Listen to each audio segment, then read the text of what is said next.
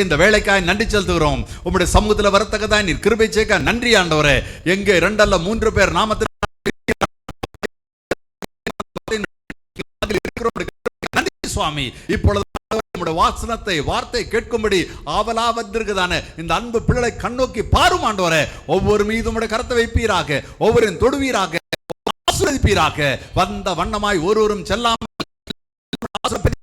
கர்த்தர் கிருபை தருவீராக. பேசும் ஆண்டவரே, ஆசீர்வதியும். நேரில் இணைந்திருக்கிறதான அவர்களுக்காக ஜெபிங்க கர்த்தாவே. கர்த்தருடைய கரம் அவர்களோடு கூட இருந்து வழி நடத்தட்டும், ஆசீர்வதிக்கட்டும். இயேசு கிறிஸ்துவின் நாமத்தில் பிதாவே, ஆமென், ஆமென். நேரில் வந்திருக்கிறான் உங்களையும் ஆண்டவராக இயேசு கிறிஸ்து நான் வாழ்த்துக்கிறேன். கர்த்தர் உங்களையும் ஆசீர்வதித்து பெருக பண்ணுவாராக. தொடர்ந்து எங்களோட இணைந்திருங்கள். கர்த்தர் நிச்சயம் ஆசீர்வதிப்பார். கடைசி ஜெபம் வரைக்கும் இருக்கும்படி அன்பாய் கேட்டுக்கொள்கிறேன். Praise the lord. God bless you. அன்பான தேவனுடைய பிள்ளைகளே, இந்த நாள் குட் ஃப்ரைடே என்று சொல்லி அனுசரிக்கப்படுகிறது. ஆண்டவராகிய இயேசு கிறிஸ்து சிலுவையில் அறையப்பட்டு அவர் மரித்த அடக்கம் பண்ணப்பட்ட நாள் என்பதை நாம் அறிந்திருக்கிறோம். ஸோ அன்பான தேவனுடைய பிள்ளைகளே, நான் அதை குறித்து ஜாஸ்தியாக பேசாமல் எனக்கு கொடுக்கப்பட்ட வார்த்தை பேச விருப்பப்படுகிறேன். யாராவது ஒருவர் எடுத்தவர்கள் வாசிக்கும்படி அன்பாய் கேட்டுக்கொள்கிறேன். 1 கொரிந்தியர் புத்தகம் 1ஆம் அதிகாரம் 18ஆம் வசனத்தில் வேதம் இப்படியா சொல்லுகிறது. வாசி கேட்போம்.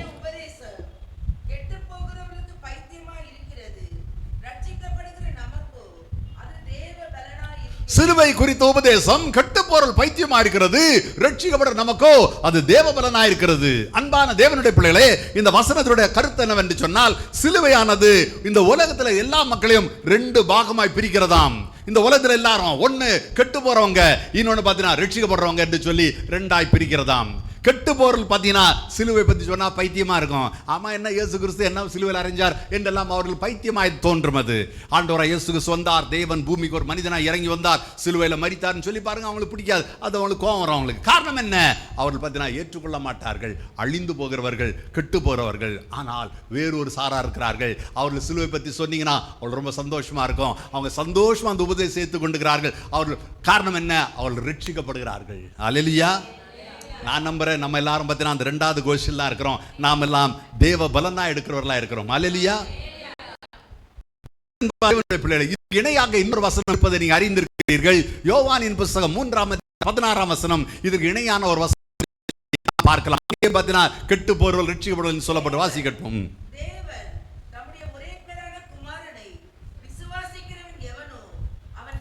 கெட்டு போகாமல்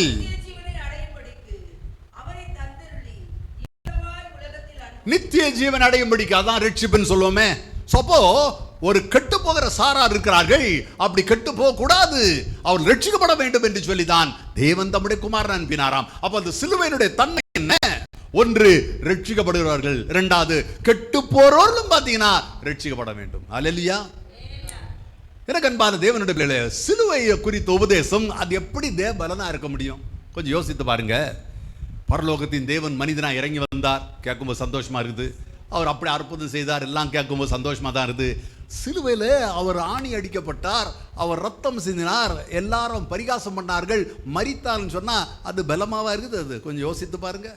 அதுக்கு பலா அவர் சிலுவையில் இறங்கி வந்துட்டாரு, எல்லாரையும் பார்த்து நான் வீழ்த்துட்டாரு, என்னது பெரிய பெரிய அரக்கர்களையும் பிசாசுலையும் கொண்டு போட்டாரு அப்படின்னு சொன்னா நல்லா இருக்குதா? இந்த கேள்விக்கு பதில் கொஞ்சம் கஷ்டமா இருக்கும் இல்லையா? ஒரு உண்மை சம்பவத்தை நான் சொல்ல விருப்பப்படுகிறேன். பல ஆண்டுகளுக்கு முன்பு நான் ரட்சிக்கப்பட்ட ஆரம்பத்தில், அப்போ ஒரு 3-4 நண்பர்களாக நாங்கள் கொஞ்சம் கூத்தடிச்சுட்டு இருந்தோம். நான் ரட்சிக்கப்பட்ட உடனே என்னுடைய முதல் ஆசை பார்த்தா அந்த நண்பரிடத்தில் போய் சொல்ல வேண்டும். அந்த நண்பரில் ஒரு நண்பருடைய பேர் பீட்டர்.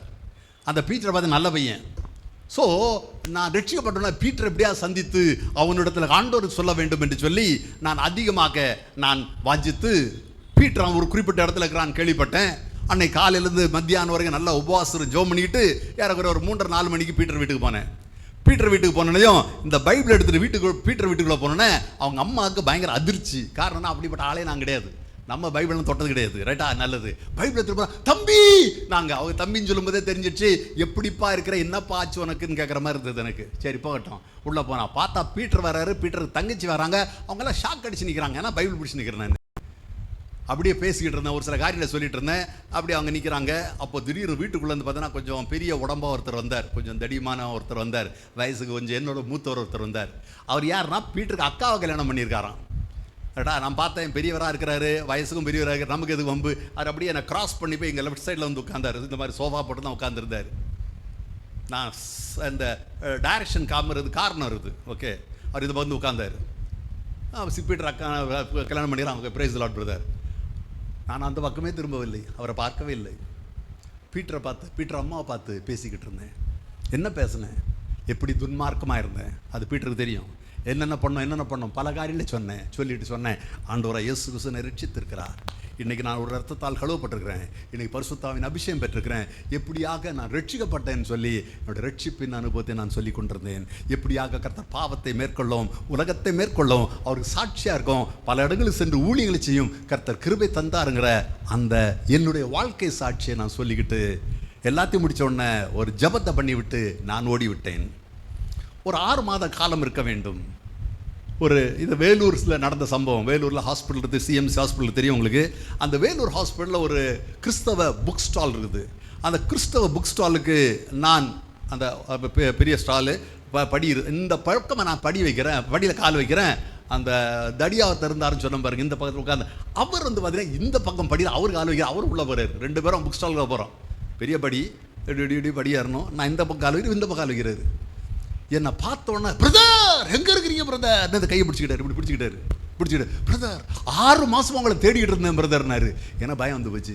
6 மாதமாக தேடுறாங்கிறானே, அது தேடுறான் நம்மளை. நான் பயந்துட்டு கேட்டேன், 6 மாதமாக தேடினீங்களே, என்னத்துக்கு பிரதர்? அவர் ஒரு காரியத்தை சொன்னார். பிரதர், நான் பீட்டருக்கு அக்காலை கல்யாணம் பண்ணியிருக்கிறேன். என்னோடய மனைவி வெளிநாட்டில் வேலை செய்கிறாங்க. நாங்கள் 2 தனியாக இருக்கிறோம். நான் இங்கே இருக்கிறேன். எனக்கு பரிசுத்த வாழ்க்கை வாழ முடியலை. பல விதமான தீய எண்ணங்கள், பல விதமான என்னை ரொம்ப ஓவராக டெம்டேஷனுக்குள்ளே போயிட்டுருக்கிறேன். என்னால் தாங்க முடியல. அதை மேற்கொள்ள வேண்டும் என்று சொல்லி நான் குடிக்கிறேன். இப்படியாக நான் பரிசுத்த வாழ்க்கை வாழ்வதில்லை. என் மனசுக்குள்ளே பார்த்தீங்கன்னா ஒரு மாதிரி கொந்தளிச்சு கொண்டு தான் இருக்குது. என்ன செய்வதுன்னு தெரியாது. அப்படி இருக்கும்போது தான் திடீர்னு ஒரு நாள் வீட்டுக்கு வந்தீங்க. நீங்கள் யாரோ ஒருத்தர் வந்திருக்காருன்னு நினச்சேன். நான் ஒரு பக்கமாக உட்காந்தேன். நீங்கள் அங்கே பக்கம் திரும்பவே இல்லை.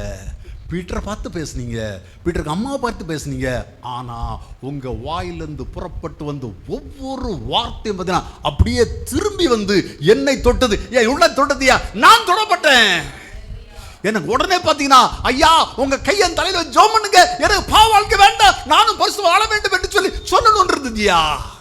எப்படி ஐயா நான் என் மாமியார் மேல சொல்ல முடியும்? எப்படி என் மைத்திர மேல சொல்ல முடியும்? அடக்கிட்டு இருந்துட்டேன். சரி, எங்க போனாலும் இங்கே தான் இங்கே சுத்திட்டு இருப்பாரு, இவரை பிடிக்கலான் இருந்தேன். 6 மாசமா தேடி பார்த்தேன். ஐயா கிடைக்கல. எனக்காய் ஜெபம் பண்ணுவீங்களா? எனக்கும் அந்த பரிசுத்த வாழ்க்கை வேணும். எனக்காய் ஜெபம் பண்ணுவீங்களா? ஒரு தனியாக இப்படி ஒரு சின்ன ஒரு அறையில் நாங்கள் இருப்போம். இதோட ரொம்ப சின்ன அறை தான். அங்கே அழைத்து கொண்டு போனேன். அவரிடத்துல ஆண்டவராகிய இயேசு கிறிஸ்துவின் சிலுவை பாடுகளுக்கு சொல்லி கொண்டிருந்தேன். எப்படி இயேசு கிறிஸ்து சிலுவையில் அறையப்பட்டார், அவர் கைகளும் கால்கள் எப்படி அடிக்கப்பட்டது, அவர் தலையில் சூடப்பட்ட முடி, அதிலிருந்து வழிந்தோட ரத்தம், அவர் ஏற்றுக்கொண்டதான நம்முடைய பாவங்கள், அந்த கல்வாரில் அவர் நமக்கென்று சொல்லி சம்பாதித்த ரட்சிப்பு, அது நிமித்தம் நமக்கு ஒரு விடுதலை, அது நிமித்தம் நாம் வாழக்கூடிய பரிசுத்த வாழ்க்கை, இதெல்லாத்தையும் எடுத்து சொல்ல அவர் 2 கண்களும் கண்ணீர் வடிக்க ஆரம்பித்தார். அழ ஆரம்பித்துட்டு அப்படியே அழுதுகிட்டு இருந்தார். நான் எல்லாத்தையும் சொல்லி முடிச்சுக்கிட்டு நான் ஒரு காரியம் சொன்னேன். இப்போ நான் அவளுக்காக ஜெபம் பண்ண போகிறேன். ஆனால் நான் ஜெபம் பண்ணுறதுக்கு முன்பாக நீங்கள் ஒரு சின்ன ஜெபத்தை பண்ணுங்கள் என்று சொன்னேன். அவர் முழங்கால் படியிட்டார், ஜெபிக்க ஆரம்பித்தார். இயேசுவே என்னை மன்னி, இப்படி தான் ஆரம்பித்தார். அவர் என்னாச்சுன்னு தெரியல, திடீர்னு பார்த்தீங்கன்னா தொடப்பட்டு கத்த ஆரம்பித்தார். ஐயோ இயேசுவே மன்னியும் மன்னியும் மன்னியும் இயேசுவே சத்தம் போட ஆரம்பித்தார். எனக்கு பயம் வந்து போச்சு. அக்கம் பக்கத்தில் யாரும் கம்பு தடி எடுத்துகிட்டு வந்துடுவாங்களான்னுக்கிட்டு அவ்வளோ சத்தம் போடுறாரு. அவ்வளோ தூரம். சற்று நேரத்துக்கு அப்புறம் பார்த்தீங்கன்னா அவர் ஓய்ந்தார். அவர் தள்ள கை வச்சேன், ஜெபம் பண்ணேன். அந்த நாள் அவருடைய வாழ்க்கை மாறினதுயா. அவருடைய பழைய பாவ வாழ்க்கை மாறினது. அவருடைய தீய காரியங்களை விலகினது. எங்கள் கூட வர ஆரம்பித்தார், எங்கள் கூட மினிஸ்ட்ரி வர ஆரம்பித்தார், எங்களோட வர ஆரம்பித்தார். அந்த ரட்சிப்பின் பூர்ணத்தை பெற ஆரம்பித்தார். பரிசுத்தாவின் அபிஷேகத்தை பெற்றுக்கொண்டார். தீர்க்கதரிசன வரத்தையும் பெற்றுக்கொண்டார். தீர்க்கதரிசனம் சொல்ல ஆரம்பித்தார். எனக்கு தீர்க்கதரிசனம் சொல்லியிருக்கார் நிறைய முறை. 1996ஆம் ஆண்டு அற்புதமாய் அவரோட மனைவியிடத்தில் போய் சேரும்படியான ஒரு வாசலை திறந்து கொடுத்தார்.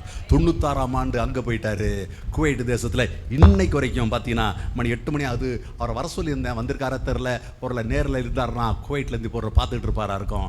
அன்பான தேவனுடைய பிள்ளைகளே, அவருடைய வாழ்க்கை முற்றிலுமாக மாறி போய் கர்த்தர் அங்கே மிக அதிகமாக ஆசீர்வாதமாக வைத்திருக்கிறார். என்னையும் அவருக்கு கூப்பிட்டார். நானும் அவருக்கு குவைட்டுக்கு ஊழியத்துக்கு போயிட்டு வந்திருக்கிறேன். அன்பான தேவனுடைய பிள்ளைகளை, அந்த மனிதனுடைய வாழ்க்கையில் அந்த மாற்றம் வந்தது எப்படி? அப்படி ஒரு துன்மார்க்கமான ஒரு மனுஷன், அப்படி வந்து மனைவி நிமித்தமாய், மனைவி பிரிவி நிமித்தம் பல பாடுகள் மற்ற மத்தியில் அந்த மனிதனை மாற்றினது என்ன? அந்த சிலுவை குறித்த உபதேசம். கரங்களை தட்டி நன்றி செலுத்துவோமா? அந்த சிலுவை குறித்த உபதேசம் ரட்சிக்கப்பட நமக்கு தேவ பலனா இருக்கிறது. அந்த நாளில் சொன்ன சிலுவையின் வார்த்தைகள், சிலுவை பற்றி பேசின வார்த்தைகள் அவர் உள்ளத்தை மாற்றினது, அவர் வாழ்க்கையை மாற்றினது, அவருடைய எதிர்காலத்தை மாற்றினது. சிலுவை குறித்த உபதேசம் தேவ பலனா இருக்கிறது. என்னை கேட்டுக்கொண்டிருக்க அன்பான தேவனுடைய பிள்ளைகளை, உலகத்தாரை பாருங்கள், அவர் இகழ்கிறார்கள், அவர்கள் பார்த்தீங்கன்னா அதை குறை சொல்லி பேசுகிறார் சிலுவை குறித்து. காரணம் என்ன? அவங்க எதிர்பார்ப்பது ஒரு எதிர்பார்க்குறாங்க சினிமா ஹீரோவை. அப்படி கிடையாது. உன் வாழ்க்கையில் இருக்கிற பாவம், நீ ஒரு ஜீரோவாக இருக்கிற, அந்த ஜீரோவாக இருக்கிற ஒன்னை தூக்க முடிதான். நிறைய பேர் சொல்லுவாங்க, என் தேவனே என் தேவனே அவர் சிலுவையில் சத்தம் போட்டார்னுட்டு. அதுக்கப்புறம் அவ்வளோ சிலுவை சத்தம் போட்டார்ல, அவராலே காப்பாற்ற முடியலன்னு சொல்லுவார்கள்.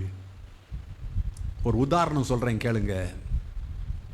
ஒரு குடும்பம் இருக்கிறது, ஒரு கணவன் மனைவி 2 பிள்ளைங்க இருக்கிறாங்கன்னு வச்சுக்கிடுவோம். இதில் யாரோ ஒருத்தர், கணவனோ மனைவி யாரோ ஒருத்தர், மனைவின்னு வச்சுக்கிடுவோமே, மனைவி வந்து கர்த்தருக்கு பயந்து ஆலயத்துக்கெல்லாம் போகிறாங்க, ஜெபம் பண்ணுறாங்க, கர்த்தருக்கு பயந்து வாழ்கிறாங்க. புருஷன் வந்து நீ போ, எனக்கு தேவையில்லை என்று சொல்கிறார். வைத்துக் கொள்வோம். பிள்ளைகளே கர்த்தருக்குள்ளே கொண்டு வராங்க. நாட்கள் கடந்து சென்றுகிறது. அந்த அம்மா பார்த்தீங்கன்னா கர்த்தருக்குள்ளாய் வாழ்கிறாங்க, ஜபத்தோடு வாழ்கிறாங்க, ஜபத்தோடு வாழ்ந்துட்டு இருக்கிறாங்க. இவர் வந்து அப்படி கிடையாது, எங்களுக்கெல்லாம் தெரியும் என்று வாழ்கிறார். ஒரு நாள் திடீர்னு பார்த்தீங்கன்னா ஆகாயத்தில் எக்காலத்து சத்தம் கேட்குது. அந்த எக்கால சத்தம் கேட்கும்போது இந்த அம்மா நிச்சயமாக எடுத்துக்கொள்ளப்படுவார்கள். அப்படித்தானே?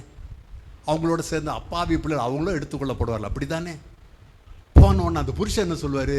ஏசுவே என்னை ஏற்றுக்கொள்ளும் கேட்பாரா? கேட்க மாட்டாரா? ஏசுவே என்ன ஏற்றுக்கொள்ளும்? ஐயோ மனைவி கூட்டு போற பிள்ளை என்ன ஏற்றுக்கொள்ள மாட்டவரே.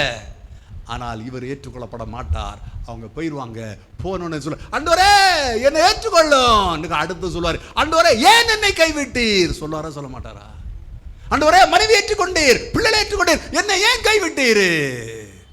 நீயும் நானும் அது சொல்லக்கூடாது என்பதற்காய்த்தான், நீயும் நானும் அப்படிப்பட்ட சத்தம் போடக்கூடாது என்பதுதான் அவர் சிலுவையில் உனக்காக எனக்காக அவர் சொன்னார். ஹல்லேலூயா. என் தேவனே ஏன் என்னை கைவிட்டீர்? உனக்கு அது தேவையில்லை, நீ அப்படி சத்தம் போட தேவையில்லை. உனக்காக ஒரு ஆல்ரெடி சத்தம் போட்டார். இன்றைக்கும் பார்த்தீங்கன்னா ஆழமான காரியத்தை பேச முடியாது, ஆனால் சொல்கிறேன், நரகத்திலேருந்து ஒரு சத்தம் வந்துக்கிட்டு தான் இருக்குது. உங்கள் காது கேட்காதா இருக்கும். அந்த சத்தம் என்ன சொல்லுதுன்னா, ஆண்டவரே என்னை காப்பாத்தும், ஆண்டவரே ஏன் என்னை கைவிட்டீர், ஆண்டவரே அப்பா நான் ஆலயத்துக்கு போகவில்லையா, நான் இப்படி செய்யவில்லையா, அப்படி செய்யவில்லையா, ஐயோ கைவிட்டீரே ஆண்டவரே. இன்றைக்கும் நரகத்தில் ஒரு சத்தம் கேட்டுக்கிட்டு தான் இருக்குது. சிலுவை குறித்த உபதேசம் கெட்டு பொருள் பைத்தியமாய்த்தான் அரைக்கும். ரட்சிக்கப்பட நமக்கு தேவபலனா இருக்கும். கரங்களை தட்டி நன்றி செலுத்தலாமா? அல்லேலூயா. ரட்சிக்கப்பட நமக்கு தேவபலன். இன்னொரு காரியத்தை நான் சொல்ல விருப்பப்படுகிறேன். எங்கள் குடும்பத்தில் நாங்கள் 4 பேர், அதாவது எங்கள் அப்பா அம்மா அண்ணன் நாங்கள் 4 பேர். எங்கள் அப்பா ஒரு இருதய கோளாறுனால் மரித்து போனார். என்னோட தாயார் அவர்கள் அவங்களும் இருதய கோளாறில் அவங்களும் மரித்துட்டாங்க. என்னோட தாயார் மரித்து 10 மாதத்தில் எனக்கு இருந்த ஒரே அண்ணன் அவரை மரித்து போனார். சென்னை அண்ணா நகருக்கு போனீங்கன்னா அங்கே அண்ணா நகர் ஈஸ்ட் ஒரு மெட்ரோ ஸ்டேஷன் இருக்கும். அதுக்கு பக்கத்தில் பார்த்தீங்கன்னா டாக்டர் பால் பொன்ராஜ் என்று சொல்லப்படுகிற ஒரு பிரசித்தம் பெற்ற ஒரு இருதய அறுவை நிபுணர் டாக்டர் ஒருத்தர் இருக்கிறார். ஒரு தேவ மனிதன், அபிஷேகம் பெற்றவர். அவர் ஊழியமும் செய்வார். அவர் ஆனால் நிறைய ஆப்ரேஷன்ஸ் பண்ணுவார். அவர் நிறையா அவர் நம்முடைய எனக்கு நல்ல நண்பர். அவர் எங்கள் அம்மா அவர்கிட்ட தான் எடுத்துகிட்டு போனேன். அவர் பார்த்தோன்னே சொல்லிட்டார், அம்மா ஒன்றும் செய்ய முடியாதுன்னு சொல்லிவிட்டார். அதே மாதிரி எங்கள் அம்மா 3 நாள் மரித்து போனார்கள். அவர் எங்கள் அம்மா மரித்தோன்னே திரும்ப திரும்ப சொல்லுவார், சதீஷ் நீ ரொம்ப ஜாக்கிரதையாக இருக்கணும், நீ ரொம்ப ஜாக்கிரதையாக இருக்கணும். உங்கள் அப்பா அம்மா 2 பேரும் இருதய கோளாறு வந்ததுனால உனக்கும் வர்றது வாய்ப்பு இருக்குது. அப்படி வந்துடும், ஒன்றும் காப்பாற்றுறது கஷ்டமாக இருக்கும், ரொம்ப ஜாக்கிரதையாக இருப்பான்னு சொல்லுவார். எங்கள் அம்மா மரித்து 10 மாதத்தில் அண்ணனும் மரித்து போனார். அண்ணன் மரித்தோன்னு டாக்டர் பால் சொல்லுவார். டாக்டர் பால்னு சொன்னால் டாக்டர் பால் பொன்ராஜ், டாக்டர் பால் தினகரன். டாக்டர் பால் பொன்ராஜ் சொல்லுவார், உங்கள் அப்பாவுக்கு வந்தது, அம்மாவுக்கு வந்தது, உங்கள் அண்ணனுக்கு வந்ததுன்னா அடுத்த தலைமுறைக்கு வந்துருச்சு. அப்போ உனக்கு கண்டிப்பாக ஒரு நாள் வரும். அன்னைக்கு ஒன்றையும் காப்பாற்ற முடியாது, ஏன்னா அவங்க 3 பேரும் காப்பாற்ற முடியாமல் போயிடுச்சு. எங்கள் அண்ணன் மரித்து 1 வருடம் 3 மாதம் கழித்து ஜூன் மாதம் 16ஆம் தேதி 2005ஆம் ஆண்டு காலை 8:45 மணிக்கு மகாராஷ்டிராவில் இருக்கிற பூனாங்கிற இடத்துல நான் ஒரு டாக்ஸியில் போயிட்டு இருக்கும்போது எனக்கு ஒரு பயங்கர மாறுபடைப்பு வந்தது. எங்கள் அப்பா அம்மாக்கெல்லாம் மார்படைத்ததுனால நானே கண்டுபிடிச்சிட்டேன். நானே கண்டுபிடிச்சிட்டேன். அது டாக்டர் போதில் டாக்ஸியில் போகும்போது கண்டுபிடிச்சிட்டேன் நான் தான் மார்படைப்புன்னு. என்னை உடனே சொன்னேன் டிரைவர்கிட்டையும். என்னோட ஒரு ஃப்ரெண்ட் ஒருத்தர் உட்காந்துருந்தார், 2 பேரும் சொல்லி உடனே ஹார்ட் ஹாஸ்பிட்டல் கொண்டு போங்க. பூனா தெரிஞ்சவங்களுக்கு தெரியும், நேரில் யாராவது பூனாவில் வந்தீங்கன்னா அவங்களுக்கு தெரிஞ்சிருக்கும். பூனாவில் சின்ச்சுவாடுன்னு சொல்லப்படுற இடம் இருக்குது. அங்கே தான் அந்த டாட்டா மோட்டர்ஸ் இருக்குது. அதுக்கு தான் நான் போகிறேன், டாட்டா மோட்டர்ஸ் கம்பெனி தான் போகிறேன். அது பக்கத்தில் லோக்மானியா ஹார்ட் ஸ்பெஷாலிட்டி ஹாஸ்பிட்டல்னு ஒரு ஹார்ட் ஸ்பெஷாலிட்டி ஹாஸ்பிட்டல். பார்த்தோன்னே இசிஜி பார்த்தா ரொம்ப அப்நார்மலாக இருந்தது. ரொம்ப அப்நார்மலாக இருந்தது. என்னை தள்ளிக்கிட்டு ஐசியூ கொண்டு போனார்கள். என்னை ஐசியூவில் வைத்து விட்டார்கள். என் கூட ஒருத்தர் வந்தாருன்னு சொன்னாரே, அவர் வந்து பார்த்தீங்கன்னா அந்த ஹார்ட் ஸ்பெஷாலிட்டி ஹாஸ்பிட்டலுடைய டாப் டாக்டர், பியோன்ட்ட கிடையாது, டாப் டாக்டர் போய் கேட்டார், என் நண்பருக்கு என்ன ஆச்சு? டாக்டர் சொன்ன பதில், என்னை குறித்து சொன்ன பதில் 5 minutes, அதாவது இன்னும் 5 நிமிடங்கள் நான் உயிரோடு இருப்பேன் என்று சொன்னார். என் நண்பருக்கு ஒன்றும் புரியல. ஏன்னா நான் டிவிஎஸ் கம்பெனியில் ஒர்க் பண்ணிட்டு இருந்தேன். நான் அஃபீஷியல் அந்த டாட்டா மோட்டர்ஸ் கேள்விப்பட்டேன், டாட்டா இண்டிகா அந்த கார்லாம், அதுக்கு தான் நான் போயிருந்தேன். ஸோ 2 நாள் வேலையை முடிச்சிட்டோம். இது 3ஆவது நாள் வேலைக்கு போயிட்டுருக்குறோம். அப்போ என் நண்பர் புரிய, என்னடா இது மெட்ராஸில் இருந்தார், 2 நாள் வேலை செஞ்சோம், எல்லாம் ஆச்சு, நல்லா இருந்து இப்போ கூட பார்த்தீங்கன்னா ஒன்றா வரோம். இப்போ திடீர்னு டாக்டர் சொல்கிறாரு, வேறு யாரோ சொல்கிறாரு போல சொல்லி மறுபடியும் கேட்டார், டாக்டர் நண்பருக்கு என்ன ஆச்சு? டாக்டர் சொன்னார், ஒரு பயங்கரமான ஹார்ட் அட்டாக், அது கடைசி இடத்துல வந்திருக்கிறீங்க, எங்களால் ஒன்றும் செய்ய முடியாது. என் நண்பருக்கு புரியல, யாரை பற்றி சொல்கிறாரு, என்னது இது? நான் நண்பர் 3ஆவது முறை போய் கேட்குறேன், டாக்டர் நண்பருக்கு என்ன ஆச்சு? டாக்டர் சொன்னார், கடைசி மூச்சு எடுத்துக்கிட்டு இருக்கிறாரு. என்னை குறித்து சொன்னது, கடைசி மூச்சு எடுத்துகிட்டு இருக்கிறாரு. யாரை பற்றி சொல்கிறாரு, என்ன சொல்கிறாரு? இப்படி ஒரே கன்ஃபியூஷனாக இருக்குதே. இவ்வளோ பார்த்தீங்கன்னா ஒரு 10-15 நிமிஷத்துக்குள்ள நடக்குது. 4ஆவது முறை மறுபடியும் கேட்குறேன், டாக்டர் நண்பருக்கு என்னாச்சு? டாக்டர் கோவம் வந்துருச்சு. ஏன் சும்மா வந்தது கேட்டுனுக்கிறேன், நான் தான் பலமுறை சொன்னேன்ல என்று சொல்லிவிட்டு டாக்டர் சொன்னார், இன்னும் சற்று நேரத்தில் உங்கள் நண்பர் மரித்து போவார், அவர் சடலத்தை வெளியே கொண்டு வரோம், எடுத்துகிட்டு போங்க. 2005ஆம் ஆண்டு ஜூன் மாதம் 16ஆம் தேதி காலை 9 மணிக்கு என்னை குறித்து டாக்டர் சொன்ன செய்தி இதுதான். பியோன் கிடையாது, பியோனா nurse, top heart speciality hospital, அதனுடைய டாப் டாக்டர் என்னை குறித்து சொன்னது. நீங்க ஒரு மாதிரி உட்காந்துக்கிறீங்க, நீங்க ஆதி வந்துருச்சுன்னு பாக்குறீங்களா? நான் உயிரோட தாங்க இருக்கிறேன். கவனமாக கேட்குறீங்களா? சரி சரி. நீ 3 பார்க்குற பார்த்தாக்கா பயந்து போன மாதிரி இருக்குது. அப்படின்னா இவ்வளோ ஆழமாக சொல்லிட மாட்டேனே. நீங்கள் யாரும் பயப்பட மாட்டீங்கன்னு நினைக்கிறேன், டைரெக்டாக பார்க்குறவங்க அப்படி தானே? ஆமாம், ஆழமாக கேட்குறாங்களா இவங்க? ஓகே,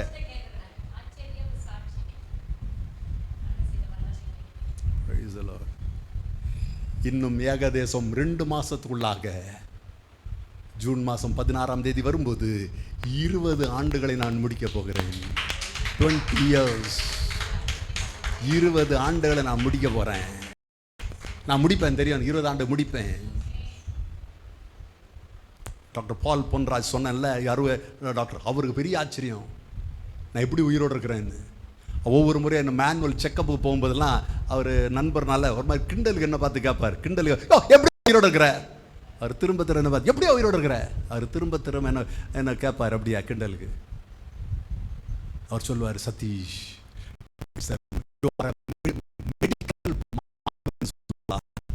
விஞ்ஞான உலகத்துக்கு அப்பாற்பட்டவன்பா, மருத்துவ விஞ்ஞானத்துக்கு அப்பாற்பட்டவன். அங்கே சவுத் கொரியாவில் லீஜே ராக் என்று சொல்லப்படுற பாஸ்டர் இருக்கிறாரு. அவர் உலகம் ஃபுல்லாக பார்த்தீங்கன்னா பாஸ்டர்ஸை, டாக்டர்ஸை வச்சு வருஷம் பார்த்தீங்கன்னா இயற்கை அப்பாற்பட்ட அற்புதங்களை வைத்து அவர் ஒரு மீட்டிங் நடத்துவார். அந்த குறிப்பிட்ட ஆண்டு வந்து பார்த்தீங்கன்னா டாக்டர் பால், அவங்க ஒய்ஃபும் டாக்டர் தான், இவங்க கூப்பிட்டுருந்தாங்க.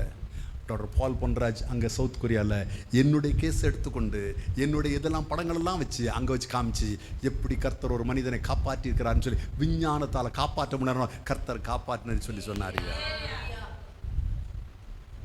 இன்னைக்கு நிறைய பேருக்கு தெரியாது நான் எப்படி உயிரோடு இருக்கிறேன்னு. ஏன்னா மருத்துவ ரீதியில் நான் உயிரோடு இருக்கக்கூடாது. எனக்கு தெரியும் நான் எப்படி உயிரோடு இருக்கிறேன்னு. வாசிப்போம். யோவானின் புஸ்தகம் 10ஆம் அதிகாரம் 11ஆம் வசனம் இப்படி ஆச்சு சொல்லுகிறது. யோவான் 10:11 வேதம் எப்படி சொல்லு? வாசிங்க. அதான் நானே நல்ல மெய்ப்பன் என்று இயேசு சொல்லுகிறார். நல்ல மெய்ப்பன் தன் ஆடுகளுக்காக ஜீவனை கொடுக்கிறான். அந்த சிலுவை பாருங்கள். அந்த சிலுவையில் பார்த்தீங்கன்னா அங்கே ஆண்டவராய் இயேசு கிறிஸ்து ஜீவன் இல்லாமல் தொங்குறதை பார்க்கிறோம். அந்த சிலுவையின் ஜீவன் இல்லாத இயேசு கிறிஸ்து. அந்த ஜீவன் எங்க போச்சியா? வேற எங்கேயும் போல, அப்படி அங்கிருந்து உள்ள வந்துருச்சு. அதனால தான் நான் உயிரோடு இருக்கிறேன். ஹல்லேலூயா, ஹல்லேலூயா. சிலுவை குறித்த உபதேசம் கெட்டு பொருள் பைத்தியமா இருக்கிறது. ரட்சிக்கப்பட நமக்கோ தேவபலனா இருக்கும். ஹல்லேலூயா. கரலை தட்டி ஆண்டவர் நன்றி செலுத்தலாமா? நான் சொன்னா நிறைய சொல்லிட்டு போய் இந்த மாதிரி தான். ஆனால் இந்த நாளில் ஒரு முக்கியமான காரியத்தை நாம் அறிந்து கொள்ள வேண்டும். அதை குறித்து நான் பேச விருப்பப்படுகிறேன். சிலுவை குறித்த உபதேசத்தை பார்த்தோம். ஆனால் அந்த சிலுவையில் நடந்த ஒரு சம்பவத்தை நீங்கள் அறிந்து கொள்வதும் அதன் பிரகாரம் உங்கள் வாழ்க்கையை மாற்றிக்கொள்வதும் மிக மிக முக்கியம். சிலுவையில் நடந்த சம்பவம் என்ன? லூக்காவின் புஸ்தகம் 23ஆம் அதிகாரத்தை நம்முடைய கவனத்தை திருப்பிக் கொள்வோம். லூக்காவின் புஸ்தகம் 20ஆம் அதிகாரம் 33ஆம் வசனத்தில் ஒரு சம்பவம் சொல்லப்பட்டிருக்கிறது. வாசியை கேட்போம்.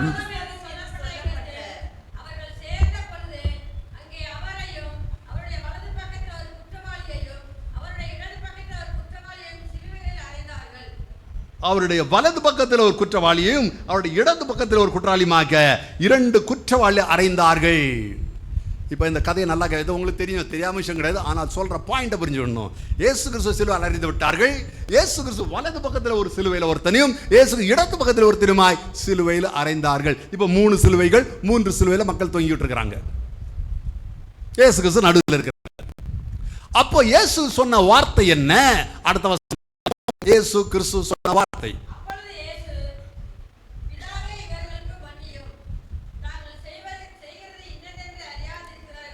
பிதாவே இவர்களுக்கு மன்னியும் சொல்லும் போது உலகத்தில் இருக்கிற எல்லா மக்களும் சேர்த்தா சொன்னார். பொதுவாக அவள் செய்யற பாவம் தெரியாது ஆண்டவரே மன்னி. இப்ப அடிக்கிறானுங்க சிலுவையில், இவங்களுக்கும் தெரியாது யாருக்கும் தெரியாது என்று சொல்லி அவர் ஒரு பொதுவான ஒரு மன்னிப்பை அவர் பார்த்தீங்கன்னா பெற்றுக்கொள்கிறார். அல்ல அப்படித்தானே? பிதாவே இவர்கள் மன்னியும் சொன்னா இவர்களுக்கு எல்லாருக்கும் மன்னிங்க என்று சொல்லுகிறார். இப்போ நாம் தெரிந்து கொள்ள வேண்டிய விஷயம் என்னன்னு பார்த்தீங்கன்னா சொல்லுகிறார். ஓகே, ரைட், நல்ல 39ஆம் வசனத்தை வாசியை கேட்போம். 30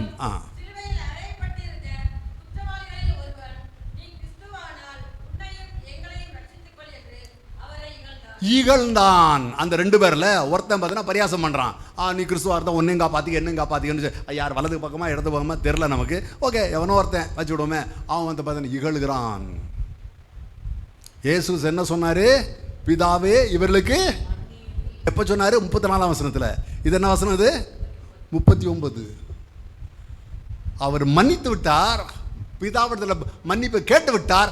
இவன் பார்த்தீங்கன்னா கிண்டல் பண்ணிட்டு இருக்கிறான். மன்னிப்பு கேட்ட பிறகும் பார்த்தீங்கன்னா இவன் நம்ம ஊரில் உடையல் சொல்கிறாங்களா அந்த மாதிரி பண்ணிட்டு இருக்கிறான். அடுத்த வசனத்தை வாசிங்க, 40ஆம் வசனத்தை வாசிங்க. மற்றவன் அவனை நோக்கி, நீ இந்த ஆக்கினை ஒன்ன சிலுவையில் அடிச்சுக்கிறாங்க, கையங்கால அடிச்சு அவரை மாதிரி தான் அடிச்சுக்கிறாங்க. இந்த ஆக்கினை காணப்புறவும் அந்த தேவனுக்கு பயம் உனக்கு இருக்காதா? வராதா? இவ்வளோ அடிச்ச போறோம், எனக்கு ஒரு இடத்துல சாவ போறோம், உனக்கு தேவனை பத்தி பயம் இல்லையா என்று சொல்லிவிட்டு சொல்லுகிறான். நாம் செய்த குற்றத்துக்காக நம்மளை சிலுவையில் அறிந்திருக்கிறார்கள். நாம் என்ன செய்தோமோ அதுக்கு பலன் உண்டாகுது நமக்கு. இவரோ தப்பா எதுவுமே செய்யலையப்பா. சிலுவையில் தொங்குறவர்கள் 2 பேர் இருக்கிறாங்க. ஒருத்த இகழ்கிறான், இன்னொருத்த அவன் அட்வைஸ் பண்றான். டேய், நீ கொஞ்ச நாள் சாவ போறடா, நம்ம இடறோம் செஞ்சோம், சிலுவைப்படுறோம், நமக்கு என்ன செய்தோம் அதுக்கு உண்டான பலன் கிடைச்சிருது. இவர் அப்படி ஒன்றும் செய்யவில்லை என்று சொல்லி என்ன சொல்லுகிறான்? இயேசுவை நோக்கி, ஆண்டவரே நீர் உம்முடைய ராஜ்யத்தில் வரும்போது என்னை நினைத்தருளும் என்றான். 42ஆம் வசனம் தானே அது? ஆமா, 42ஆம் வசனம் சொல்லுகிறான், ஆண்டவரே நீர் வருகையில் நினைத்தருளும். 34ஆம் வசனத்தில் ஆண்டவர் என்ன சொன்னாரு? மன்னின்னு சொன்னாரா? அப்போ எதுக்கு இங்கே சொல்ல? அதான் மன்னிச்சிட்டார்ல. நான் கேட்கறது புரியல போல் நிறைய பேருக்கு. மன்னின்னு சொல்லிட்டாரா?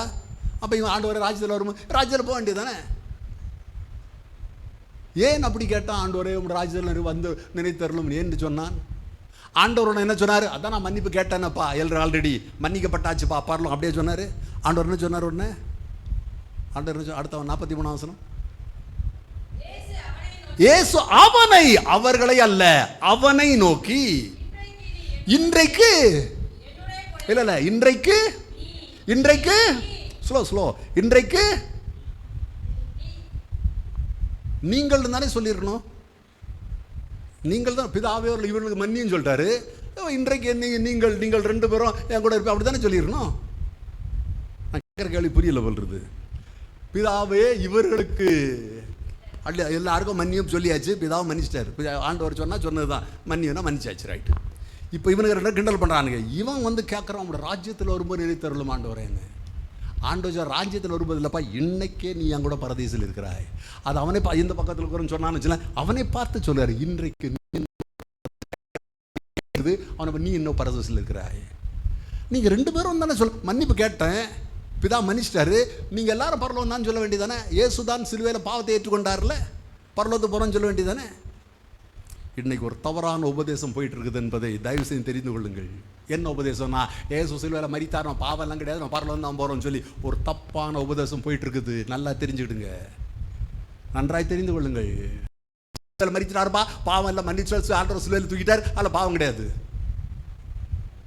வஞ்சிக்கப்படாதிருங்கள். கடைசி காலம் 34ஆம் வசனத்தில் பிதாவை ஒரு மன்னியும் சொல்லி பொதுவான மன்னிப்பு எல்லாருக்கும் பெற்றுக்கொண்டு விட்டார்.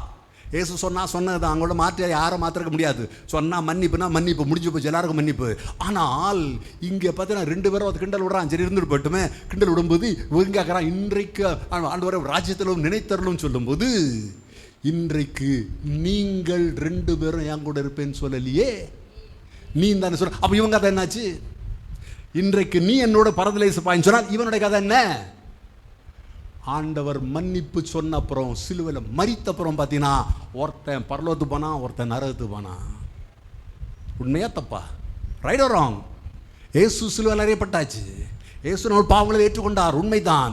ஏசு பிதாவின் இடத்துல மன்னிப்பு கேட்டு விட்டார், கேட்டா கிடைச்சாச்சு எல்லாருக்கும். ஆனாலும் அதுக்கப்புறம் பார்த்தீங்கன்னா ஒருத்தன் தான் ஒருத்தன் போகவில்லை.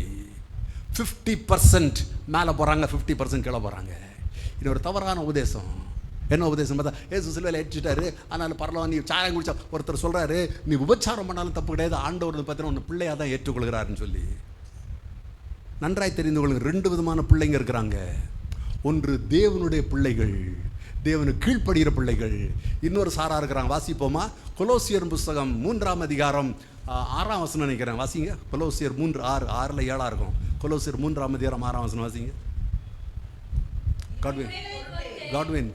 காட்வின் தண்ணி கிடைக்கும், வாட்டர்.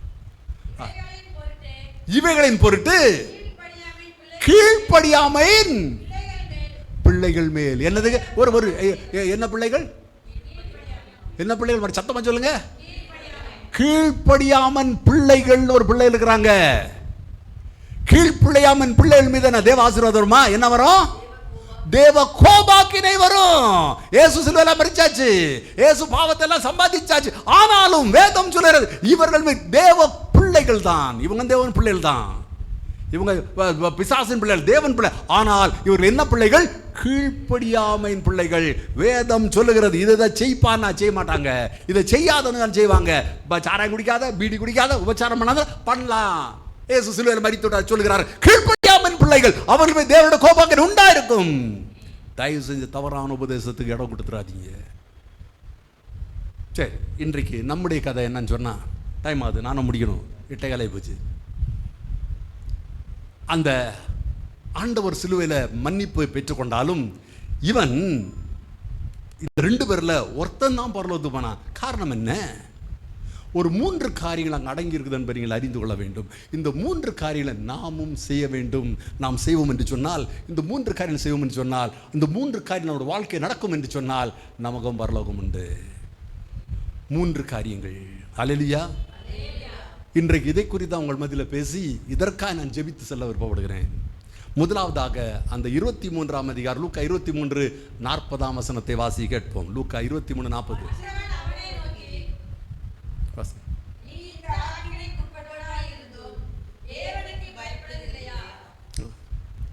அடுத்த வாசிங்க. நாமோ நியாயப்படி தண்டிக்கப்படுகிறோம். நம்ம தப்பு செஞ்சோம்பா, நம்ம தவறு செஞ்சோம்பா, நம்ம பல அநியாயம் பண்ணியிருக்கிறோம்பா, அதனால் தண்டிக்கப்படுறோம். நாம் தப்புகளை செய்திருக்கிறோம், அதுக்கு தக்கதாக பலனை அடைகிறோம். எனக்கன்பான தேவனுடைய பிள்ளைகளே, பரலோகம் போவதற்கு, பாவ மன்னிப்பை பெற்றுக்கொள்வதற்கு ஆண்டவர் சிலுவையில் தூக்கிட்டார் கிடையாது. முதலாவதாக உனக்குள்ளாய் ஒரு குற்ற மனசாட்சி வர வேண்டும். என்ன குற்ற மனசாட்சினா, நான் பாவி, நான் பாவம் செய்கிறேன், நான் துன்மார்க்கமாக வாழ்கிறேங்கிறதான அந்த குற்ற மனசாட்சி வர வேண்டும். அந்த குற்ற மனசாட்சி வராமல் சாராயம் குடித்தாலும் பிடி குடித்தாலும் பரலத்து போஞ்சனா நடக்காத காரியம். முதல் காரியம், நான் ஒரு பாவி. நான் கொஞ்சம் முன்ன ஒரு கதையை சொன்னேன், குவைட்டில் இருக்கிற கதையை சொன்னேன். அந்த குவைட்டில் இருக்கிற கதை என்ன, நான் பேசும்போது அவர் தன்னைத்தாளே பார்த்து நான் வருத்தி கொண்டார். ஐயோ, அவர் சொன்னார் என்கிட்ட, இந்த சின்ன பையன் என்ன சொன்னார், இந்த பையன் இவ்வளோ பரிசுத்தமாக இருக்கிறான், தூய்மை வாழ்கிறான்னு, நான் ஏன் இப்படி இருக்கிறேன்? ஐயோ, என்னால் பரிசுத்தமாக வாழ முடியலையே, என்னால் பரிசுத்தமாக வாழ முடியாது. அந்த குற்ற மனசாட்சி அப்படியெல்லாம் வரக்கூடாதுப்பா, அப்படியெல்லாம் வந்தாக்க நீ பிசாசுலாம் சொல்லியிருப்பாங்க நம்ம ஆளுங்க. அந்த குற்ற மனசாட்சி தான் பார்த்தீங்கன்னா உன்னை ரட்சிப்புள்ள கொண்டு போகும். நான் செய்வது பாவம், நான் செய்த தவறு. லஞ்சம் வாங்குகிறார்கள், அந்த லஞ்சம் வாங்குற ஒரு தவறுன்னு தெரிய வேண்டும். ஆனால் கரெக்டாக தான் பண்ணுறேன், நான் பரலத்து போகிறேன்னு சொன்னால் திருந்துவானா? ஐயோ, நான் அநியாயமாக பணத்தை வாங்குறேனே, ஐயோ நான் அநியாயமாக காரியங்களை செய்கிறேனே. அந்த குற்ற மனசாட்சி வர வேண்டும். அந்த குற்ற மனசாட்சி இவனுக்கு வந்தது, அந்த நான் சொன்ன கதையில் இருக்கிற வந்தது. நான் ஏன் அந்த ஒருத்த அந்த கதை சொன்னேன் தெரியுமா? அதுக்கு பல வருஷத்துக்கு முன்னால், ஒரு 2-3 வருஷத்துக்கு முன்னால் நான் பார்த்தீங்கன்னா அப்படிப்பட்ட சூழ்நிலை போனேன். அவரையும் வர சொன்னேன், வந்திருக்காரா தெரில. ஜேம்ஸ் என்று சொல்கிற சகோதரன் வந்திருக்காரா தெரியாது.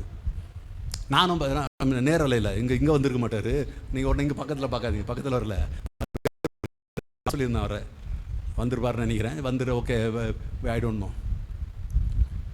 பல ஆண்டுகள் முன்பு நான் சொன்ன வண்ணமாய் நானும் பார்த்தீங்கன்னா உலகத்தோடு தான் ஒத்து வாழ்ந்துகிட்டு இருந்தேன். நானும் பார்த்தீங்கன்னா உலக பிரகாரமான, நான் சாயம் குடித்தேன், பீடி குடித்தேன்லாம் சொல்ல முடியாது. நான் பண்ணலை, அப்படியெல்லாம் பண்ணலை. என்னுடைய ஆசிரியர் ஒருவர் இந்நாட்களும் பார்த்தீங்கன்னா ஜீஸ் கால்ஸில் இருக்கிறார். அவங்களுக்கு தெரிஞ்சுக்கணும், தியோடர்னு ஒருத்தர். ஸோ அவர் நல்லா தெரியும் என்னை பற்றிலாம். சரி, போகட்டும்.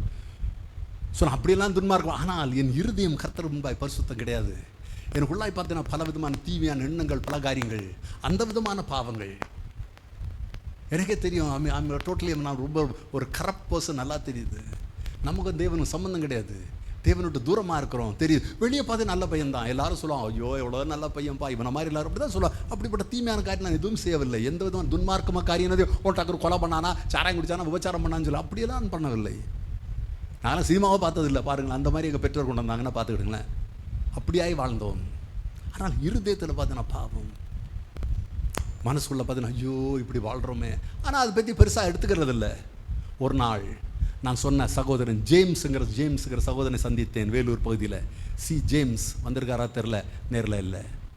அவரோட நான் பேசிக்கிட்டு இருக்கும்போது ஜேம்ஸ் அவர் எப்படி ரட்சிக்கப்பட்டாருங்கிற கதையை சொன்னார். அவர் எப்படியாய் பரிசுத்துள்ள வந்தார், அவர் எப்படி அபிஷேகம் பெற்றார், அவர் எப்படியாய் பார்த்தீங்கன்னா அந்த வேலூர் பகுதியில் ஊழியம் செய்கிறார், அவர் எப்படியாக அவர் பரிசுத்தாவின் அபிஷேகம் பெற்று தேவனுக்கு வெற்றியாய் வாழ்கிறார்.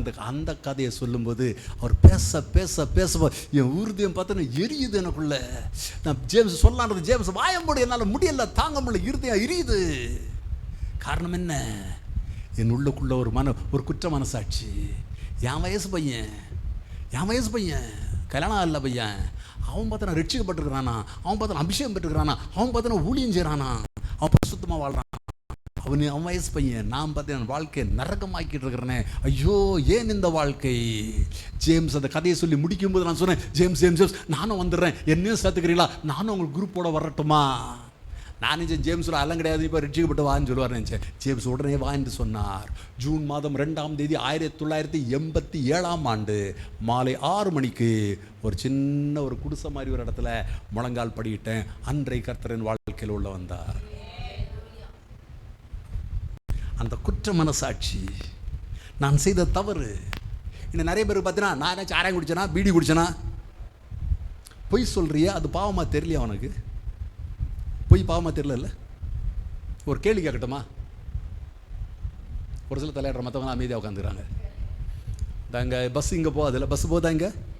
பஸ் இங்கே போகாது, சரி நல்லது. அந்த பஸ்ஸு போகுது. பஸ்ஸில் நீங்கள் ஏறணும், அடுத்த ஸ்டாப்பில் இறங்கணும். ஒரே ஸ்டாப்பு தான், ஏறி இறங்கிடுறீங்க. ஒரு ஸ்டாப் ஏறி ஏறுறீங்க பஸ்ஸில். பக்கத்து ஸ்டாப் போகணும். கண்டக்டர் சொல்கிறீங்க அடுத்த ஸ்டாப்புக்குறீங்க. அவன் 3 ரூபா சில்லறை கொடுக்க சொல்கிறான். கண்டக்டர் 3 ரூபா. நம்ம ஒன்று பாக்கெட்டில் 10 ரூபா நோட்டை எடுத்து கொடுக்குறோம். 10 ரூபா பார்த்துட்டா சில்லறை கொடுப்பான்னு சொல்கிறார் டாக்டர். என்ன பதில் சொல்கிறோம்? சில்லறை இல்லை. எப்படிங்க?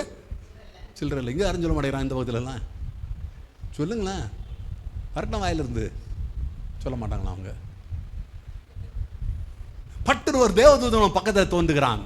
உன்னை செக் பண்ணி பார்க்குறான், பாக்கெட்டு இதில் பேக் எல்லாம் செக் பண்ணி பார்க்குறான். செக் பண்ணி பார்த்தா உன்ட்ட 10 ரூபா இருக்குது, 20 ரூபா இருக்குது, 50 ரூபா இருக்குது, 100 ரூபா இருக்குது, அப்புறம் என்ன 500 ரூபா இருக்குதுன்னு வச்சுக்கிடுவோமே. நீ சில்லறை இல்லைன்னு கண்டக்டர் சொன்ன பாரு, அது உண்மை. இட்ஸ் ட்ரூ, உண்மை. உன் பாக்கெட்டில் வந்து பார்த்தீங்கன்னா சில்லறை வச்சுக்கிட்டு இந்த பார்த்தீங்கன்னா நான் வச்சுக்கிறேன் பதில் பாக்கெட்டை சில்லறை வச்சுக்கிட்டு கண்டக்டர் தரட்டுமேங்கிறதுக்காக சில்லறை இல்லைன்னு சொன்னியா? நீ சொன்னது பொய். You are told a lie. இருக்குதே சில்லறை, இல்லை இல்லைன்னு சொன்னேன், பொய். இப்படிலாம் பார்த்தா ஒரு நாளைக்கு போய் சொல்கிறோங்கிறீங்களா? இது போய் பஸ்ஸில் போகிறோம், நாங்கள் கத்திரிக்காரண்டே அதான் சொல்கிறோம், வின்றன்னு சொல்கிறோம், எல்லாட்டையும் சொல்கிறோம். சர்ச்சுக்கு லேட்டாக வந்தால் ஏன் லேட்டுனா அதான் சொல்கிறோம். மோசஸ் கமலேசன் கேட்டாக்கா என்னென்னா ஏன்பா மீட்டிங் லேட்டாக வந்தேன்னு கேட்டால் அது பஸ் வந்தது கழுத வந்துட்டான்னு சொல்கிறோம். நம்ம அப்படி தானே சொல்கிறோம். இல்லையா வந்துட்டேனே, 7 மணிக்கு வந்துட்டேனே. ஒரு காரியத்தை தெரிந்து கொள்ள வேண்டும், நன்றாய் தெரிந்து கொள்ளுங்கள். வெளிப்படுத்தின விசேஷம் 21ஆம் அதிகாரம் 8ஆம் வசனத்தை வாசி கேட்போம். Revelation 21 verse 8 please. Revelation 21 verse 8.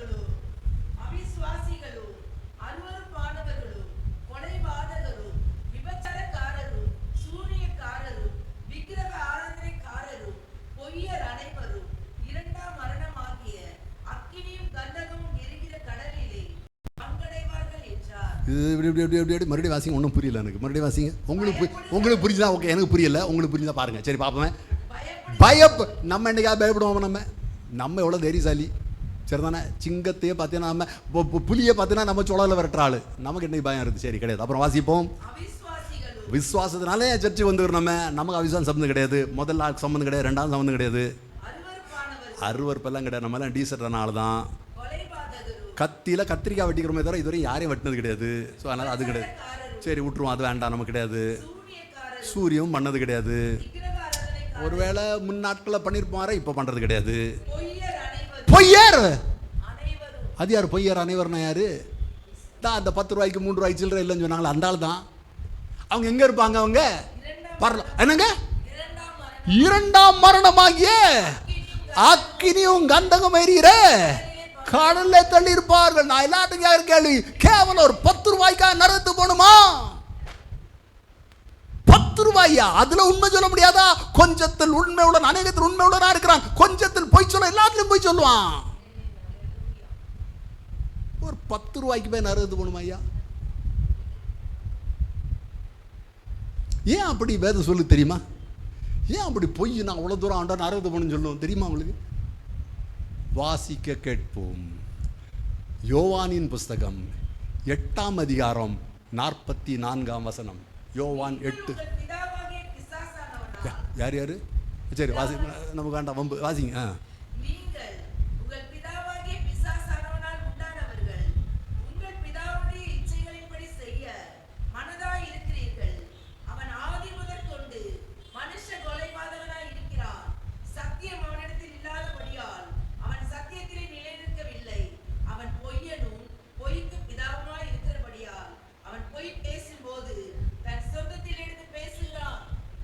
சத்தியம் அவனுக்குள்ளே இல்லை. அல்லது வாசிங்க பார்ப்போம் மறுபடியும் மெல்ல, எல்லாரும் கவனிங்க. All of you listen. சத்தியம் அவனோட, சத்தியம் அவன்கிட்ட இல்லைன்னா பொய் தான் இருக்குதுன்னு அர்த்தம். சத்தியம் அவனோட இல்லாதபடியினால், சத்தியத்தில் இயேசு கிறிஸ்து சத்தியம், அதில் நெருக்க முடியல, பரலத்துக்கு முடியல, கிழ வந்து போனான். சரி, அவனுக்கு சத்தியம் கிடையாது. இப்போ பாருங்க, நல்ல கவனி எல்லாத்தையும். அவன் பொய்யனும் என்னது என்னது என்னது என்னது இல்லை, அது ரெண்டுத்தையும் வாசிங்க. சொல்லி விடுங்க எனக்கு. அவன் பொய்யன்னா புரியுதுங்க எனக்கு. அதான் அவன் பொய்யுங்க நான் புரியுது. பொய்க்கு பிதான என்ன அர்த்தம்னு கேட்டேன். ரோட்டில் வர போகிறாங்க இல்லை, யாரோ ஒரு பக்கத்து வீட்டுக்காரன் சண்டைக்காரன் சொல்கிறோம் நம்ம, அது தப்பு. பொய்க்கு பிதான என்னங்க அர்த்தம்? பிசாசு வந்து பொய்யன்னா புரியுது. அவன் சத்தியம் அவனுக்குள்ள இல்லை, அவன் சத்தியம் வளர்ந்து போயிட்டான், ஆனால் சத்தியம் இல்லை புரியுது. பொய்க்கு பிதான என்ன அர்த்தம்? யோசித்ததில் இல்லை இது வரைக்கும். நான் ஒரு வாலிப பையனாக இருந்தேன், திருமணம் ஆகவில்லை. அப்போ எல்லாரும் பார்த்தீங்கன்னா தம்பின்னு வாங்க, என்ன பார்த்து இல்லை பிரதர்னு வாங்க, அப்படி தானே சொல்லுவாங்க. என்ன அப்படி தான் சொல்லுவாங்க என்ன ஒரு காலத்தில். அப்போ கல்யாணம் ஆகிடுச்சு, அன்பு மனைவி வந்தா. மனைவி ஒன்று என்ன பண்ணா, அவள் வந்து தம்பின்னு சொல்ல, அண்ணனும் சொல்ல. என்ன சொன்னாவா, ஹஸ்பண்ட் தான் தான் அப்படி கூப்பிட ஆரம்பித்தா. ஒரு வருஷம் போச்சு. ஒரு வருஷம் போனோன்னே அவன் வந்தான். அவன் வந்தோடனே என்னாச்சு, அவன் அப்பா கூப்பிட்டான். நான் பிதாவாக மாறிவிட்டேன். ஏன்? எனக்கு ஒரு பையன் பிறந்துட்டான், குமாரன் பிறந்துட்டான். எனக்கு குமார் இருக்கிறபடியினால் நான் பிதாவா இருக்கிறேன். அப்படிதானே? பையன் இருக்கிறதுனால நான் பிதாவா இருக்கிறேன். பிசாசு பிதானா அவனுக்கு பிள்ளைங்க இருக்கிறாங்கன்னு அர்த்தம். அப்படிதானே? பிசாசு பொய்க்கு பிதானா பொய்க்கு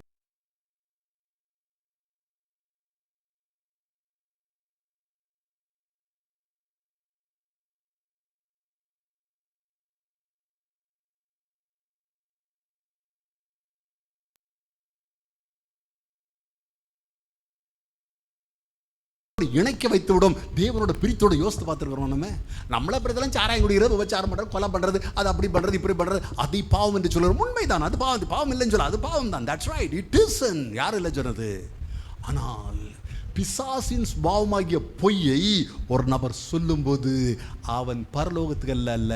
இயேசு சிலுவையில் அறையப்பட்டிருந்தாலும், இயேசு சிலுவையில் பாவத்துக்கு மன்னிப்பு சம்பாதித்திருந்தாலும், இயேசு பரலோகத்துக்கு வாசல் திறந்துபட்டிருந்தாலும், இவன் பொய் சொல்லுகிறபடினால் இவன் கீழ்ப்படியாமின் பிள்ளையாய் மாறி விடுகிறான். கீழ்ப்படியான் பிள்ளையாய் மாறுறபடினால் இவனுக்கு பரலோகம் கிடையாது, நரகம்தான். இயேசு சிலுவையில் ரத்தம் சிந்தி விட்டார், அவர் இயேசு மன்னிப்பை பெற்றுக்கொண்டார். ஆனாலும் இவனுக்கு பரலோகம் கிடையாது. ஏன்? கீழ்ப்படியவில்லை.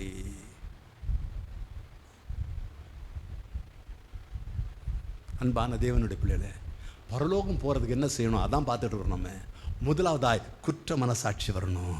ஐயோ நான் பொய் சொல்கிறேனே, ஐயோ நான் லேட்டாக நான் மீட்டிங் போகிறேனே, ஐயோ நான் பைபிளை வாசிப்பதில்லை. இன்னைக்கு யாரும் கை தூக்காதீங்க. இன்றைக்கி எத்தனை பேர் குறைஞ்சி ஒரு 3 அதிகாரம் வாசித்துட்டு வந்தீங்க? கை தூக்காது. யாரும் கை தூக்காதீங்க. நம்மளால கைக்கு தூக்குவாங்க. 3 அதிகாரம் மினிமம் காலைஞ்சாகலம் வரைக்கும் 3 அதிகாரம், 3 வசனம் கிடையாது, சங்கீதம் 23 கிடையாது, அதிகாரம் வாசித்தீங்களா? அப்புறம் எங்கே பரலோகத்துக்கு போகிறது? நம்ம எத்தனை பேரால ஹாபக்கூ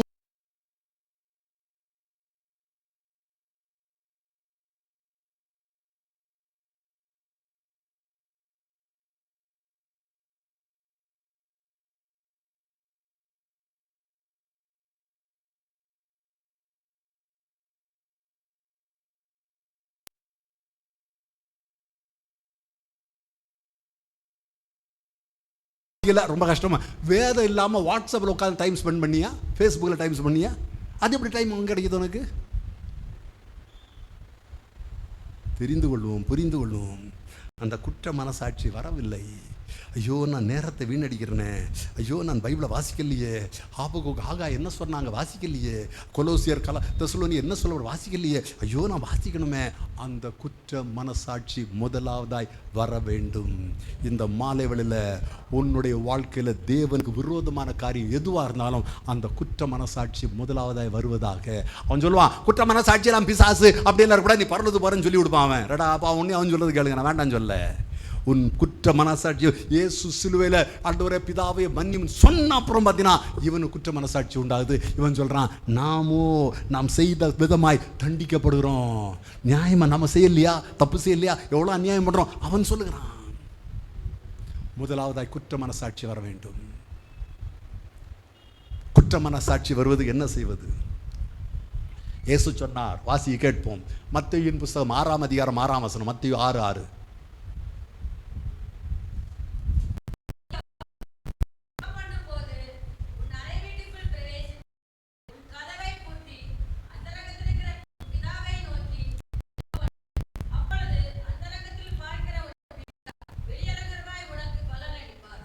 எல்லாம் கொஞ்சம் பாருங்களேன், எழுது மறுபடியும் வாசிங்க, புரியுதா பாருங்க.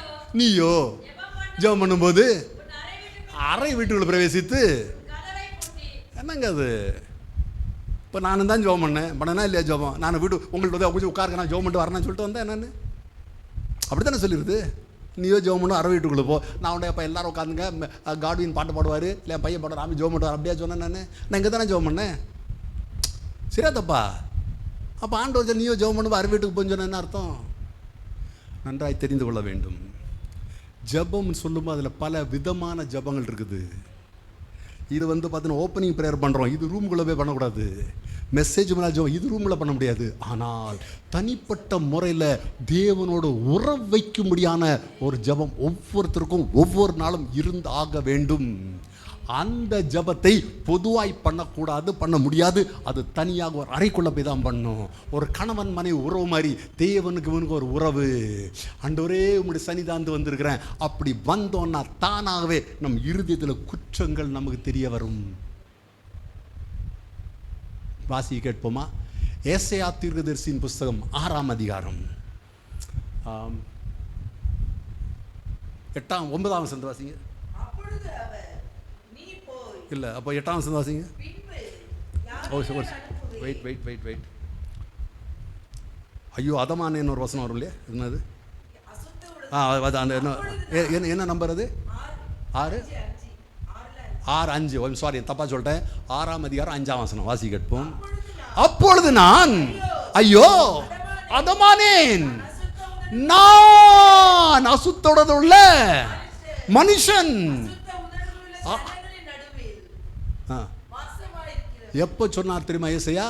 அதுக்கு முன்ன வசனம் பார்த்தீங்கன்னா 3ஆம் வசனம் 4ஆம் வசனம். சர்வ வல்லமுள்ள தேவனை தரிசிக்கிறார், தேவனை தரிசிக்கிறார். அந்த தேவ சன்னிதானத்துக்கு வந்ததையும் தேவனோட இணைந்தவுடனே ஐயோ நான் பாவி. அந்த தேவ சன்னிதானம் வர்றது முன்னால நான் கெட்டிக்காரன் நினைச்சிருப்பாரா இருக்கும். ஆனால் நான் பரலோகத்துக்கு போய் நான் தரிசனம் பார்ப்பேன். அந்த தேவ சன்னிதானத்து வந்தோடனே தான் ஐயோ நம்ம எல்லாம் பரிசுத்தமாக இருதயத்தை சுத்தமுள்ளவர்கள் பாக்கியவான்கள் அவர்கள்.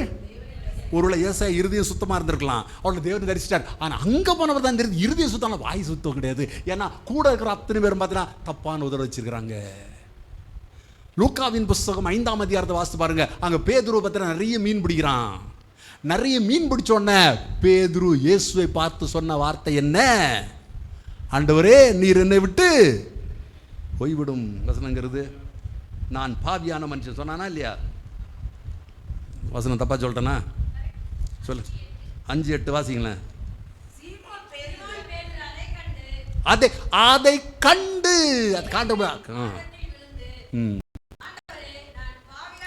நான் பாவியான மனுஷன், நீர் என்னை விட்டு போக வேண்டும்.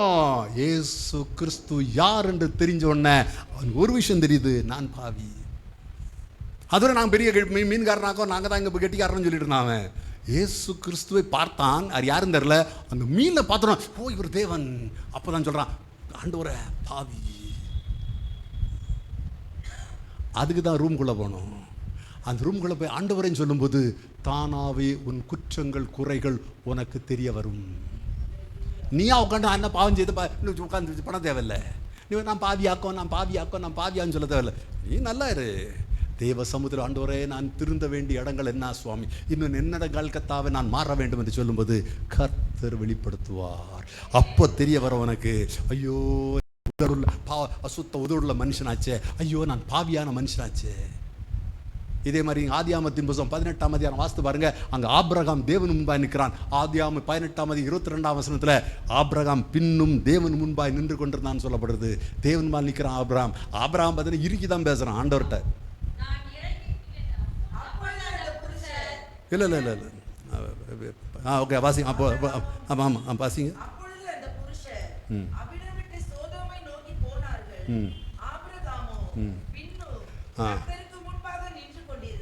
கர்த்தருக்கு முன்பாய் நின்று கொண்டிருந்தான். இப்போ என்ன சொல்றான் பார்த்தீங்களா? 27ஆம் வசனம் வாசிங்க. இப்போ கர்த்தர் நிற்கிறவன் சொல்றான். என்ன சொல்ற 27ஆம் வசனத்தில்?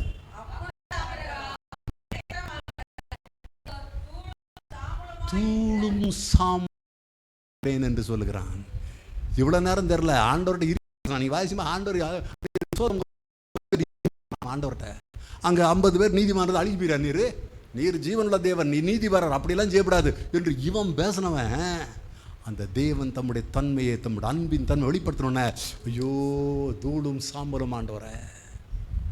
அதுக்கு அறைக்குள்ளே போக வேண்டும். அந்த அறைக்குள்ளே போகும்போது தான் தேவனுடைய இடைப்படுமனோட குறைகள் தெரிய வரும். ஸோ ஓகே, நம்பர் 1 ஃபஸ்ட்டு பார்த்தீங்கன்னா நம்முடைய குற்ற மனசாட்சி, நாம் செய்கிற தவறுகள் நமக்கு கூடப்பட வேண்டும். இரண்டாவதாக ஆண்டவரே இந்த பாவத்தை மன்னியும் சுவாமி, என் அக்கிரமத்தை மன்னியும். டைம் இல்லாத நான் சொல்லிட்டு போயிடுறேன் ஆண்டவரே என்று சொல்லி அந்த பாவ அறிக்கை செய்ய வேண்டும். எல்லாருக்கும் மனப்பாடமாக தெரிஞ்சிருக்கேன்னு நினைக்கிறேன். நீதிமொழிகள் 28:13 என்ன சொல்லுது? சரி வாசிங்க. அது 28. வாசி வாசி வாசி வாசி. வெரி குட், வாசிங்க.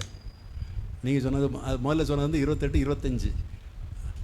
இது வந்து 28 வருது. கரெக்டாக தான் சொன்னீங்க. கரெக்டாக.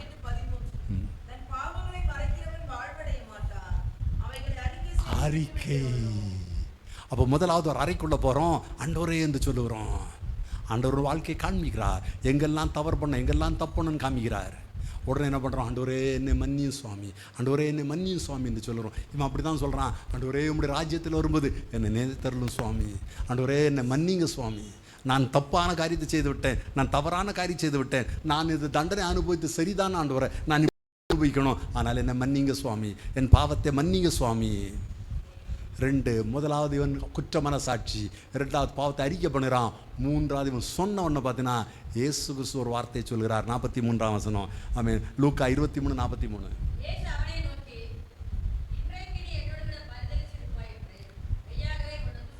நல்லா தெரிஞ்சிடுங்க, பாவ மன்னிப்பை தேவன் தர வேண்டும். நீயா உட்காந்து பாவ சிலுவை தூக்கிட்டார் தான் பரலோகத்துக்கு போயின்னு சொல்லிட்டு தான் நீ நரகத்துக்கு தான் போகணும். அவர் ஆமா மகனே நான் மன்னித்து விட்டேன், நீ பரலோகத்துக்கு வா என்று சொல்ல வேண்டும். கொஞ்சம் யோசித்து பாருங்க, உங்கள் வீட்டுக்குள்ளால ஒரு குடிகாரம் வந்தால் விடுவீங்களா? சட்டையெல்லாம் கலத்தி விட சத்தம் போட விடுவீங்களா? நீங்கள் ஒரு மாதிரி பார்க்குறீங்க. விடுங்களா? விட மாட்டீங்களா? விட மாட்டீங்க.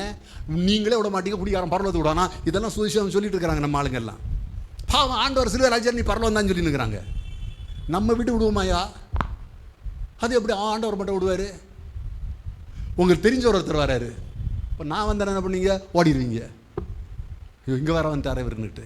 உங்களுக்கு தெரிஞ்ச நண்பர் யாரோ ஒருத்தர் வர என்ன பண்ணீங்க? வாங்க பிரதர், வாங்க பிரதர் சொன்னீங்களா இல்லையா?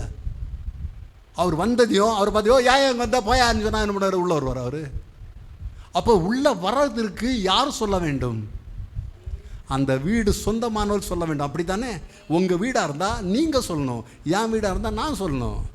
பரலோகம் அவருடைய வீடுனா அவர் சொல்ல வேண்டும். என்ன சொல்ல? மகனே உன் பாவத்தை மன்னித்து விட்டேன் வா என்று சொல்ல வேண்டும். அப்போ தானே போக முடியும்.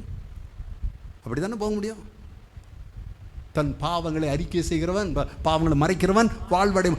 அதை அறிக்கை செய்து விட்டு விடுகிறவன் இரக்கம், தேவனுடைய இரக்கத்தை படம். இதுதான் 3. இரக்கம் பெற்றான். இவன் பார்த்தீங்கன்னா அறிந்தான், இவன் அறிக்கை பண்ணான், இரக்கத்தை பெற்றுக்கொண்டான்.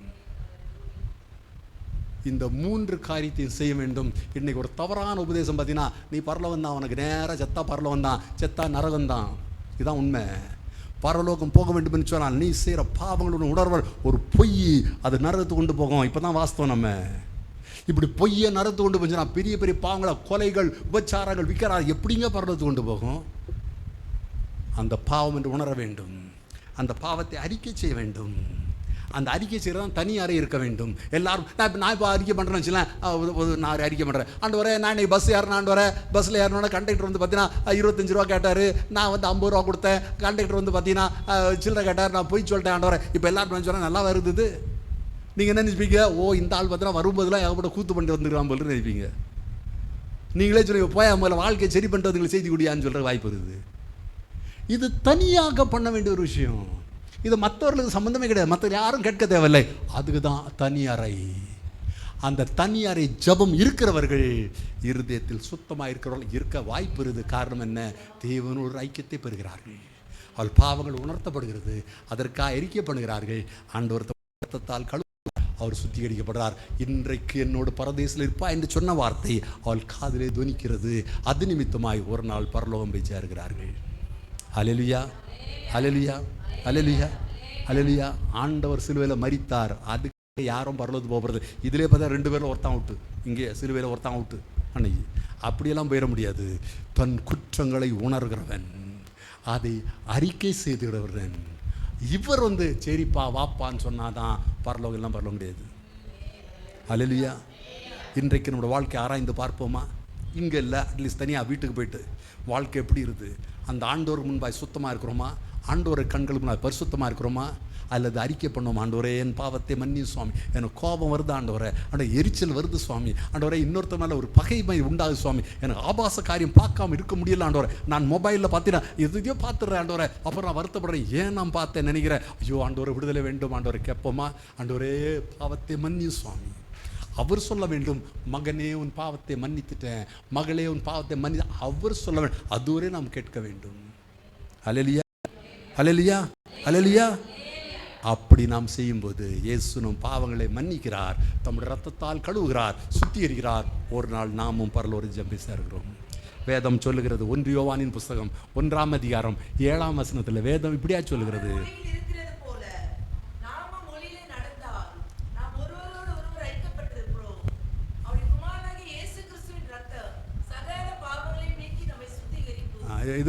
இது பேர் தான் நடமாடும் பைபிளுங்கிறது.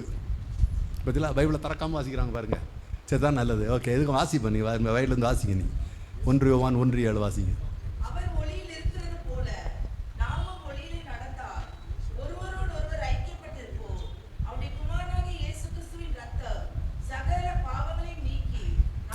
அந்த ஒளிக்குள்ளாய் வர வேண்டும், பாவத்துக்குள்ள அல்ல, ஒளிக்குள்ளாய் வர வேண்டும். அந்த பாவங்களை அறிக்கை செய்து ஆண்டவரே உம்மிடத்தில் வரேன்னு சொல்லும்போது அவருடைய திரு ரத்தம் இறங்குகிறது, கழுவுகிறது, நம்மளை சுத்திகரித்து பரிசுத்தமாக்கப்படும். ஹல்லேலூயா, ஹல்லேலூயா, ஹல்லேலூயா, ஹல்லேலூயா. Price the Lord. பரலோகம் போறது நிச்சயம், பரலோகம் போறது உண்மை. பரலோகத்தில் வாசல் நம்ம இடம் உண்டு. இயேசு நமக்கு ஒரு ஸ்தலத்தை ஏற்படுத்தி இருக்கிறார். பரலோகம் நிச்சயமா போம். ஆனால் ஆட்டோமேட்டிக் கிடையாது, தானாவே போயிட முடியாது, அவங்க சொல்ற மாதிரி போயிட முடியாது. அதற்கு நமக்குள்ளாய் குற்றமான சாட்சி வர வேண்டும். ஐயோ நான் பாவம் செய்கிறேன் அந்த உணர்வு வர வேண்டும். அதை அவர்கிட்ட சொல்ல வேண்டும். ஐயோ ஆண்டவரே நான் பாவம் செய்கிறேன், என்ன மன்னியும் சுவாமி சொல்ல வேண்டும். அவர் அதை மன்னிக்க வேண்டும். இந்த 3 காரியம் நடக்கும்போது நிச்சயமா பரலோகம். ஹல்லேலூயா, ஹல்லேலூயா, ஹல்லேலூயா, ஹல்லேலூயா. எல்லாரும் எழுந்து நிற்போம். தேவ ஆவியார் அசைவாடுகிறார். ஹல்லேலூயா. நம்ம தெரிஞ்ச இந்த பாடத்தை பாட போறோம். டைம் ஆயிடுச்சு, ஆனால் பாத்திரம் பாடுவோம். ஹல்லேலூயா, ஸ்தோத்திரம். ஹல்லேலூயா. கூப்பிடு நீ பதில் கொடுப்பார், குறைகள் எல்லாம்